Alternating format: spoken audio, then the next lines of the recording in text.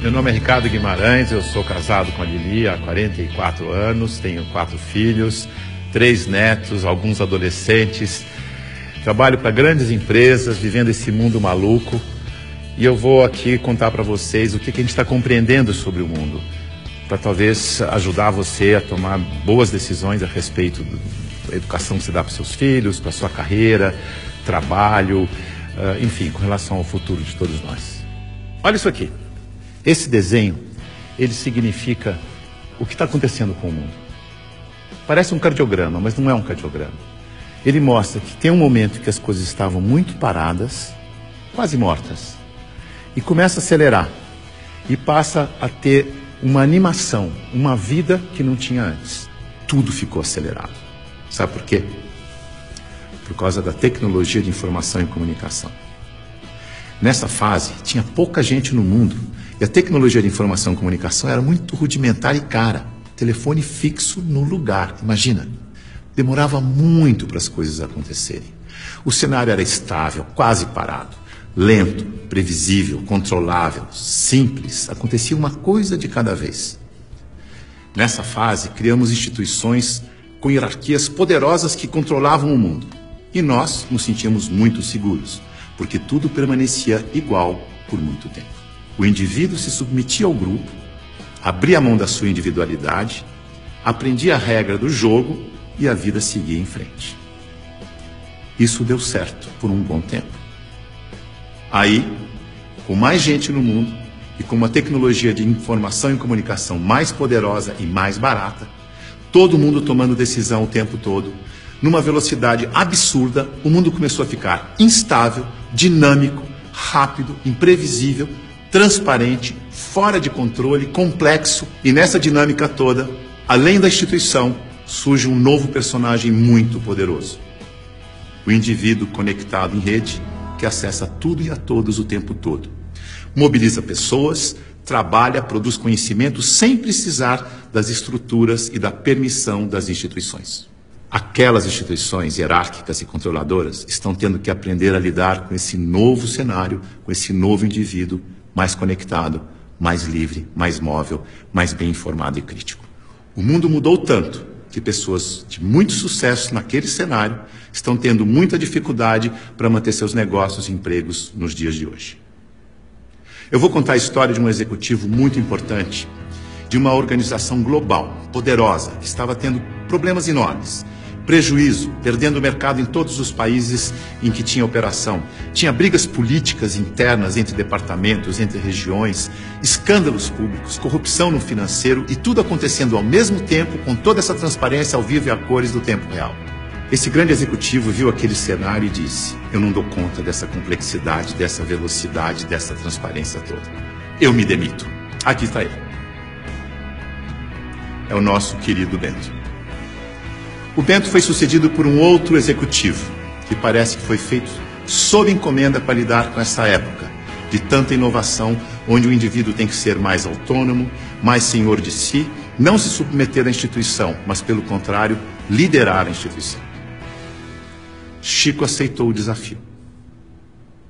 Aqui está ele, de um jeito fácil de comparar e ver a diferença entre ele e o Bento.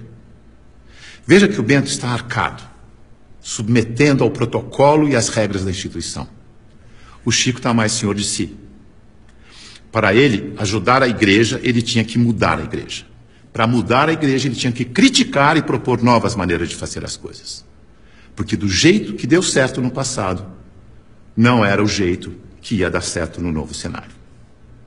E ele começou a criticar e a mudar tudo usando o discernimento, o bom senso e os seus valores, que são os mesmos da instituição. A cadeira, por exemplo, ele pediu uma cadeira mais simples, mais leve, mais prática, que ele mesmo pudesse carregar.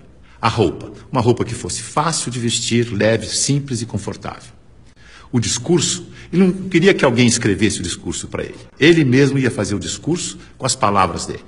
E para ele estar sempre atualizado e poder falar à vontade, ele não ia ficar isolado no Palácio do Vaticano, num quarto de 300 metros quadrados.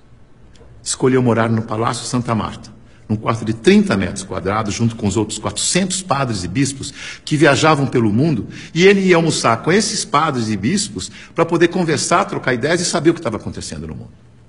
Mandou tirar o vidro do Papa Móvel para poder falar com o povo. Mudou a política de investimentos do Vaticano para ficar de acordo com as crenças da Igreja. Isto é, investir em empresas que prezam os valores cristãos, porque se a política de investimento não estiver de acordo com as crenças da Igreja, como é que ele ia ter credibilidade quando ele fosse vender a fé da sua Igreja? Veja que ele está colocando em prática o seu discernimento para mudar tudo na instituição, da cadeira aos investimentos. Ele busca simplicidade, praticidade, economia, agilidade, leveza e consistência. O Chico é um bom exemplo de sucesso neste novo cenário. A mudança é tão grande que os historiadores dizem que está terminando a sociedade industrial e está começando a sociedade do conhecimento, a sociedade em rede, a sociedade do indivíduo conectado em rede. É uma época de transição e nós estamos aqui, exatamente no meio dessa transição. Veja o que está acontecendo. Neste ambiente estático, estável, a boa empresa funcionava como um relógio, uma engrenagem sem vida, isolada do ambiente, tic-tac, tic-tac, tic-tac, onde o empregado era uma peça da engrenagem. O futuro era igual ao passado. Na medida em que o ambiente foi ficando mais mutante, mais veloz, novidade a toda hora, imprevisível, a empresa tem que se atualizar, aprender e evoluir o tempo todo para não desaparecer. Não é mais conservar, mas é adaptar-se, aprender, evoluir. Não pode ser um relógio que se repete eternamente igual, mas um sistema vivo, aberto, interativo, que aprende e evolui sem parar. E as pessoas não podem ser peças de engrenagem que se repetem sem pensar. Tem que ser células vivas, sensíveis, críticas, interativas, que trocam ideias, sugerem soluções, como o Chico. A boa notícia é que a gente sabe gerenciar muito bem os sistemas vivos. Sabe por quê? Porque nós somos sistemas vivos. Somos feitos de sistemas. Sistema respiratório, sistema endócrino, sistema ósseo, sistema digestivo. Sistema é um conjunto de elementos que trabalham de forma interdependente com um propósito comum. Como o nosso corpo. O ponto mais importante para a saúde do nosso corpo é a interdependência. Veja no seu próprio corpo. Nossos órgãos trabalham de forma interdependente, sempre em busca do equilíbrio do corpo. Esse é o propósito. Se um órgão declara independência, e isso se chama câncer, o corpo entra em colapso. A integração entre os órgãos desaparece. A energia do corpo se esvai, não consegue mais interagir com o ambiente, nem reagir aos estímulos. Como sistema aberto, ele vai sucumbir ao cenário. Então, se você quer trabalhar numa empresa de sucesso neste cenário, ajude a funcionar como um sistema vivo aberto. Você sabe, porque você é um sistema vivo aberto. Mas aqui vão algumas dicas para ajudar. Use o seu discernimento, seu bom senso e intuição. Confie em você.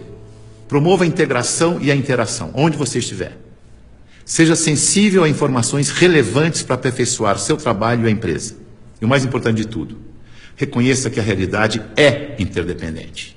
E por isso precisa da participação de cada um e de todos para resolver os seus problemas. Lembre-se, a boa gestão da interdependência garante a boa saúde do seu corpo e da corporação. Mais uma dica, não deixe as pessoas confundirem autonomia com independência. Autonomia significa que você tem consciência de que faz parte de um todo maior e por isso você pode falar pelo todo. Por isso pode ocupar cargos de responsabilidade na hierarquia. Independência é quando você não se reconhece como parte do todo e olha só para a sua parte, colocando o todo do sistema em risco de colapso. Independência ou morte deu certo no século passado. Neste século, o certo é interdependência ou morte. Veja a evolução das relações na empresa e no mercado. No começo, a hierarquia era absoluta. Poucos mandavam e todos obedeciam como crianças obedientes. Não tinha concorrente, mas precisava de canal para vender. Depois, a empresa cresce, a hierarquia permanece, mas as áreas passam a ter seus chefes. As crianças ficaram jovens e, como jovens, andam em tribos.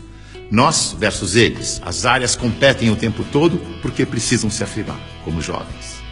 Essa é a fase da independência ou morte. No mercado, o concorrente aparece e obriga a empresa a olhar para o consumidor. Hoje a competição continua, mas vai ter que conviver com a cooperação para sobreviver nesse mundo mais veloz e mutante, em que a interdependência fica cada vez mais importante. Temos que amadurecer como indivíduos e olhar para o nosso interesse pessoal e do todo ao mesmo tempo. O Papa Chico, quando falou do meio ambiente na sua encíclica, ele não falou com os cristãos apenas. Ele falou com todos que vivem neste planeta, que ele chamou de a nossa casa. É isso aí. É nós, junto e misturado. Essa é a real. Esse é o futuro, com as pessoas mais valorizadas, mais bem informadas e fazendo melhores escolhas para suas vidas. Boa sorte.